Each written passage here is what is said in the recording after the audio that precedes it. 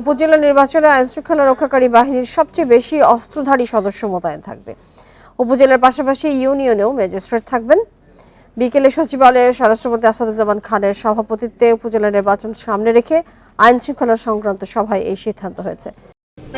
Unlimited life চলুক গ্রামীণ ফোনের মান্থলি প্ল্যানে, এক প্ল্যানে 1 মাস। ভোটের দিন ব্যালট পেপার পৌঁছানোর কাজে থাকবে মোবাইল এবং স্ট্রাইকিং ফোর্স। ব্যালট সেন্টারে পৌঁছানোর পর এলাকাভিত্তিক দায়িত্বে থাকবেন তারা। জেলা ম্যাজিস্ট্রেট, পুলিশ সুপার এবং রিটার্নিং অফিসারের সঙ্গে কথা বলে তারা নির্ধারিত দায়িত্ব পালন করবেন। ভোটের আগের দিন এবং পরের দিন পর্যন্ত তারা দায়িত্ব পালন করবেন। সব বাহিনীর সমন্বয়ে গঠন হবে নির্বাচন সেল। নির্বাচন সংক্রান্ত অভিযোগ নেওয়া হবে 999 এর মাধ্যমে।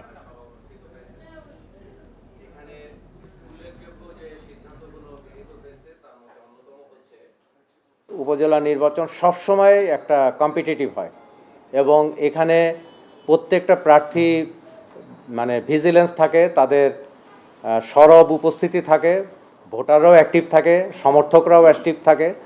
তা সরকার কোনো রকম সুযোগ দিতে চায় না, কোনো চান্স নিতে চায় না যাতে কোনো ধরনের সহিংসতা না ঘটে। এই জন্য আগাম প্রস্তুতি হিসাবে আমরা সর্বোচ্চ ফোর্স নিয়োগের সিদ্ধান্ত নিয়েছি।